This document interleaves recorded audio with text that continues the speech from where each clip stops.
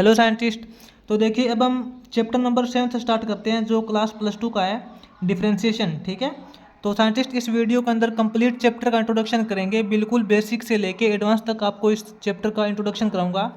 जो student class +1 में math पढ़ के आए हैं उनको तो पता होगा डिफरेंशिएशन का मतलब होता है डेरिवेटिव। ठीक है, तो उन्होंने क्लास +1 में क्या किया था, बिल्कुल बेसिक सा किया था डिफरेंशिएशन यानी कि डेरिवेटिव। और क्लास +2 के अंदर जो अपना डेरिवेटिव्स है वो कंप्लीट इंट्रोडक्शन के अंदर दे रखा है। ठीक है, अपना जो डिफरेंशिएशन का एक फुल चैप्टर दे रखा है।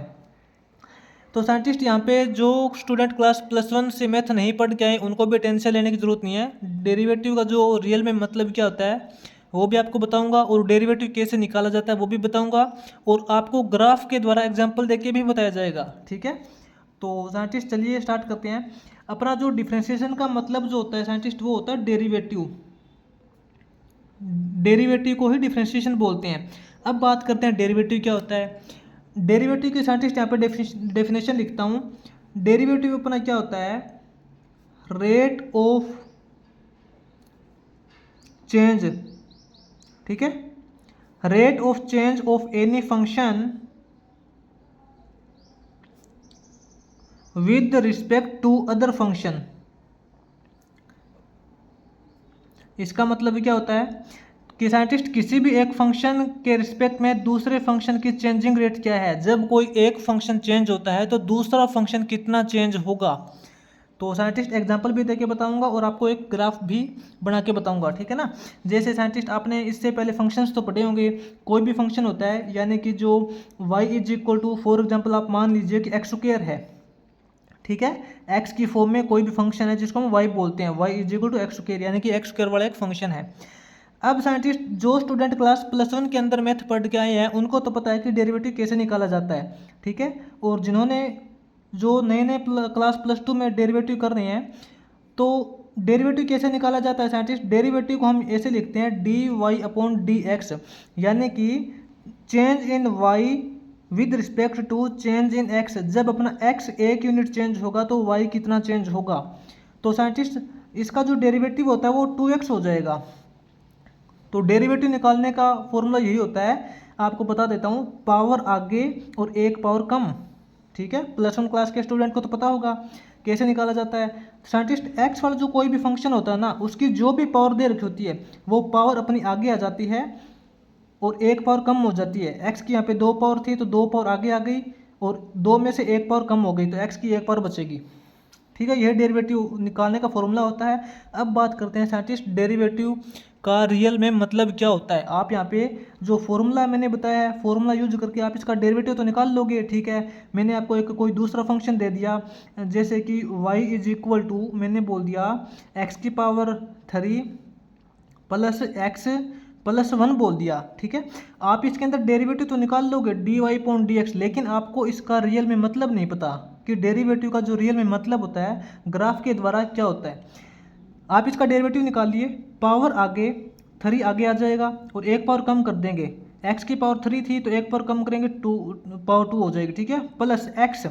तो साइंटिस्ट यहाँ पे तो देखिए x का डेरिवेटिव 1 ही हो जाएगा क्योंकि x की पावर यहाँ पे 1 है, 1 आगे आ जाएगा और x की एक पावर कम करेंगे तो x की पावर 0 बचेगा।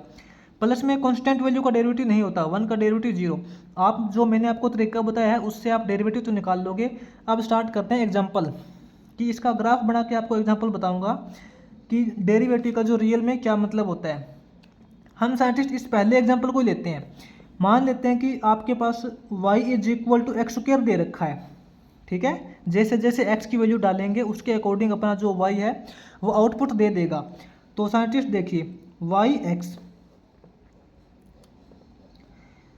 साइंटिस्ट x की वैल्यू 1 डालेंगे तो y की वैल्यू क्या हो जाएगी, x का स्क्वायर करेंगे 1 हो जाएगा। x की वैल्यू 2 डालेंगे तो y की वैल्यू 4 हो जाएगी। x की वैल्यू 3 डालेंगे y की वैल्यू 9 हो जाएगी। x की वैल्यू 4 डालेंगे तो y की वैल्यू 16 हो जाएगी। सिंपल है। तो साइंटिस्ट जो स्टूडेंट क्लास +1 के अंदर एक चैप्टर था अपना 10th चैप्टर था वो करके आया उनको तो पता है कि इसका ग्राफ कैसे बनेगा। ठीक है, ये साइंटिस्ट अपना जो ग्राफ बनता है y is equal to x², ये अपना ग्राफ बनता है अपर पैराबोला में। अपर पैराबोला इसका ग्राफ ऐसे बनेगा। ठीक है, यहाँ पे x की वैल्यू कुछ भी मान सकते हो, 1 2 3 4 5 कुछ भी मान सकते हो। y की वैल्यू 1 2 3 4 सॉरी y की वैल्यू ज़्यादा होगी, ठीक है, 16 तक मान सकते हो, कोई प्रॉब्लम नहीं है। यहाँ पे मैं आपको बस इसका मतलब समझाना चाहता हूँ। तो साइंटिस्ट इसके अंदर x की वैल्यू 1 डालो तो y की वैल्यू 1 आ जाएगी, कोई भी पॉइंट मान लीजिए, ठीक है, ये पॉइंट हो जाएगा। उसके बाद में ये अपना 2 हो जाएगा, ये अपना 3 हो जाएगा, ये अपना यहाँ पे 4 हो जाएगा और ये अपना यहाँ पे 5 हो जाएगा। x की वैल्यू यहाँ पे 1 है, 2 3 और y की वैल्यू साइंटिस्ट यहाँ पे आप 1 मान सकते हो। जब y की वैल्यू यहाँ पे अपनी x की वैल्यू 3 है तो y की वैल्यू आप यहाँ पे 9 मान सकते हो, कोई प्रॉब्लम नहीं है। यहाँ पे आप y की वैल्यू 16 मान सकते हो। अब साइंटिस्ट बात करते हैं कि डेरिवेटिव का असल में मतलब क्या है। ये जो ग्राफ बना है ये तो अपना इस फंक्शन के अकॉर्डिंग ग्राफ बना है। जैसे जैसे x की वैल्यू डालेंगे y की वैल्यू है वो स्क्वायर की फॉर्म में आती जाएगी, ठीक है। लेकिन अपना डेरिवेटिव क्या है इसका, अपना जो y equal x square function है इसका derivative dy/dx is equal to आपको पता है 2x हो जाएगा डेरिवेटिव। अब बात करते हैं 2x क्या है, रियल में देखें तो 2x का मतलब क्या है। इसका मतलब है साइंटिस्ट किसी भी पॉइंट पे जब x की वैल्यू 1 यूनिट चेंज होती है तो y की जो वैल्यू है वो 2 यूनिट यानी कि इसका 2 टाइम्स 2 गुना चेंज हो जाएगी, ठीक है। जहाँ पे x की वैल्यू 1 यूनिट चेंज होगी वहाँ पे y की वैल्यू 2 यानी कि 2 यूनिट चेंज हो जाएगी। जहाँ पे x की value 2 unit 8x is equal to 2 देख लेते हैं तो इसका जो डेरिवेटिव है साइंटिस्ट dy/dx वो कितना हो जाएगा, x की वैल्यू 2 है तो y की वैल्यू 4। इसका मतलब x की वैल्यू जहाँ पे चेंज होती है उसी पॉइंट पे जो y है उसका दुगना चेंज होता है, ट्वाइस चेंज होता है। अब इसके अंदर देखते हैं, इसमें साइंटिस्ट देखिए आप ये पॉइंट मान लीजिए 3, ठीक है। 3 पॉइंट जब x की वैल्यू 3 है तो y की वैल्यू 9 है। ये तो साइंटिस्ट ग्राफ के अकॉर्डिंग है, अपना ग्राफ ही इस टाइप का बना है। लेकिन इस पॉइंट पे बात करते हैं डेरिवेटिव की। डेरिवेटिव क्या है, डेरिवेटिव का मतलब होता है ग्राफ की स्टीपनेस। स्टीपनेस का मतलब ग्राफ की स्लोप, ग्राफ की ढलान, कि ग्राफ है वो किस प्रकार से बन रहा है, किसी भी पॉइंट पे अपना जो ग्राफ है वो कितना तिरछा बन रहा है, ठीक है। जैसे कि आप यहाँ से देखोगे, बिल्कुल पास से देखते हो तो यहाँ से तो ग्राफ अपना देखिए, ग्राफ की जो ढलान है वो बिल्कुल कम है। आप मान सकते हो कि अगर ये एक रोड है तो यहाँ से लेके यहाँ तक तो आप बिल्कुल आसानी से चल सकते हो पैदल, ठीक है, क्योंकि यहाँ पे जो ग्राफ की जो ढलान है वो बिल्कुल कम है, आप पैदल चल सकते हो। लेकिन जैसे जैसे आप ऊपर हाइट की तरफ जाओगे आपके लिए चलना मुश्किल हो जाएगा, क्योंकि जो ग्राफ की ढलान है, जो ग्राफ है अपना वो इसे ऊंचा होता जा रहा है, ठीक है। आप मतलब जैसे जैसे ऊंचाई के ऊपर जाओगे तो आपके लिए चलना मुश्किल हो जाएगा, क्योंकि आप फिसलते जाओगे, जो ग्राफ की ढलान है वो ज़्यादा होती जा रही है। तो साइंटिस्ट डेरिवेटिव का मतलब होता है कि ग्राफ की ढलान कितनी है किसी पॉइंट के ऊपर, ठीक है। ये जो साइंटिस्ट हमने यहाँ पे 3 पॉइंट मानना है, या फिर आप इस 4 पॉइंट को मान लीजिए, आपके लिए एग्जाम्पल बता रहा हूँ। x की वैल्यू साइंटिस्ट यहाँ पे 4 है तो y की वैल्यू तो 16 है, कोई प्रॉब्लम नहीं है। लेकिन इस पॉइंट के ऊपर इसका डेरिवेटिव देखते हैं, डेरिवेटिव इस पॉइंट के ऊपर देखते हैं साइंटिस्ट। एक बात तो मैं आपको और बता देता हूँ, जो डेरिवेटिव होता है वो किसी भी एक पॉइंट के लिए होता है, ठीक है। ग्राफ के हर पॉइंट के लिए जो डेरिवेटिव है वो अलग अलग होगा।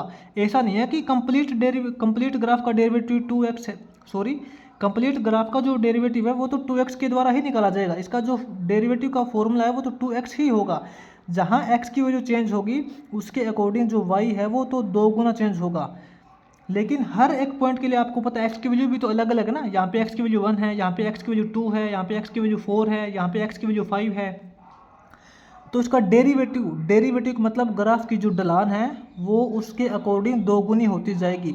यहाँ पे x की वैल्यू 4 है, अगर हम यहाँ पे x की वैल्यू 4 पुट करते हैं तो इसका जो डेरिवेटिव यानी कि ग्राफ की ढलान है वो 2x यानी कि 8 हो जाएगी। यानी कि इस पॉइंट के ऊपर देखेंगे तो ये जो ग्राफ है, अगर ये ग्राफ x एक्सिस के अंदर एक कदम आगे चलता है तो y के अंदर ये कोशिश करता है कि मैं 8 कदम ऊपर जाऊं, ठीक है। इसी प्रकार आप यहाँ पे देख सकते हो x की वैल्यू जब यहाँ पे 5 है, इस पॉइंट के लिए बात करें, इस पॉइंट के लिए बात करें, अगर ये ग्राफ चाहता है कि मैं x एक्सिस के अंदर एक कदम आगे चलूँ तो ये ग्राफ चाहता है कि मैं x एक्सिस के अंदर कितना ऊपर चलूँ। अगर x की वैल्यू 5 है तो dy/dx, इसका जो डेरिवेटिव कितना निकाला था 2x, x का दुगुना। अगर x की वैल्यू 5 है तो इसका जो डेरिवेटिव 10 हो जाएगा। इस पॉइंट के ऊपर ग्राफ चाहता है कि मैं एक्स एक्सिस के अंदर एक कदम आगे चलूँ, इस पॉइंट की बात कर रहा हूँ, ठीक है। अगर ये ग्राफ एक्स एक्सिस के अंदर एक कदम आगे चलता है तो ये चाहता है कि मैं वाई के अंदर 10 कदम आगे चलूँ, ठीक है। एक्स एक्सिस के अंदर तो एक कदम आगे जा रहा है, लेकिन वाई के अंदर ये 10 कदम आगे बढ़ रहा है, ठीक है ना। यही साइंटिस्ट डेरिवेटिव का असल में मतलब होता है। इस पॉइंट के लिए बात कर लें चाहे, ठीक है। जब यहाँ पे x की वैल्यू 3 होगी, x की वैल्यू साइंटिस्ट आपको पता है अगर 3 होगी तो इसका derivative rate of change of y with respect to x, तो यहाँ पे 3 टू 6 हो जाएगा। अगर ये ग्राफ इस पॉइंट के ऊपर चाहता है कि मैं एक कदम आगे चलूँ, ठीक बात है, ये ग्राफ इस पॉइंट पे एक कदम आगे चलना चाहता है, तो यही ग्राफ चाहता है कि मैं y के अंदर 6 कदम ऊपर जाऊं, ठीक है ना। ये साइंटिस्ट इस डेरिवेटिव का मतलब होता है। ये तो साइंटिस्ट इसका मतलब ये नहीं है कि यहाँ पे जो x है वो ग्राफ है वो 3 कदम आगे चलना चाहता है, ऐसा नहीं है। ये तो हमने पॉइंट निकाला है कि ये जो x इस पॉइंट पे कितना है, x इस पॉइंट पे कितना है, इस पॉइंट के ऊपर किसी स्पेशल पॉइंट के ऊपर जो ग्राफ है वो y के अंदर कितना चलना चाहता है, ठीक है। x इज इक्वल टू 3, इस 3 वाले पॉइंट के ऊपर देखेंगे तो पता ग्राफ आगे एक कदम चलना चाहता है तो ऊपर की तरफ 6 कदम चलना चाहता है। यही डेरिवेटिव का रियल में मतलब होता है, ठीक है ना। और साइंटिस्ट आपने +1 क्लास के अंदर तो डेरिवेटिव बिल्कुल बेसिक सा किया था, ठीक है, बिल्कुल बेसिक से फॉर्मूले किए थे, वो भी मैं आपको फॉर्मूले बताऊंगा। और जो अपना क्लास +2 है इसके अंदर जो अपना डेरिवेटिव है साइंटिस्ट, इसका एक कंप्लीट चैप्टर दे रखा है, बहुत बड़ा चैप्टर है। इसके अंदर आपको कंप्लीट डेरिवेशन के फॉर्मूले दे रखे हैं, ठीक है। तो साइंटिस्ट जो डेरिवेटिव के जो इंपॉर्टेंट 2-3 फॉर्मूले हैं वो मैं आपको बता देता हूँ। आपको मान लेते हैं कि कोई भी फंक्शन दे रखा है, जैसे मैंने आपको बताया भी था अभी, y इज इक्वल टू कोई भी फंक्शन मान लीजिए x⁴ + x² मान लिया, तो साइंटिस्ट इसका जो डेरिवेटिव निकालने का सिंपल सा फॉर्मूला होता है, याद रखना, पावर आगे और एक पावर कम, ठीक है। पावर आगे एक पावर कम कर देते हैं, बीच में प्लस का सिंबल है, x² पावर आगे एक पावर कम कर देते हैं, ये साइंटिस्ट डेरिवेटिव निकलता है।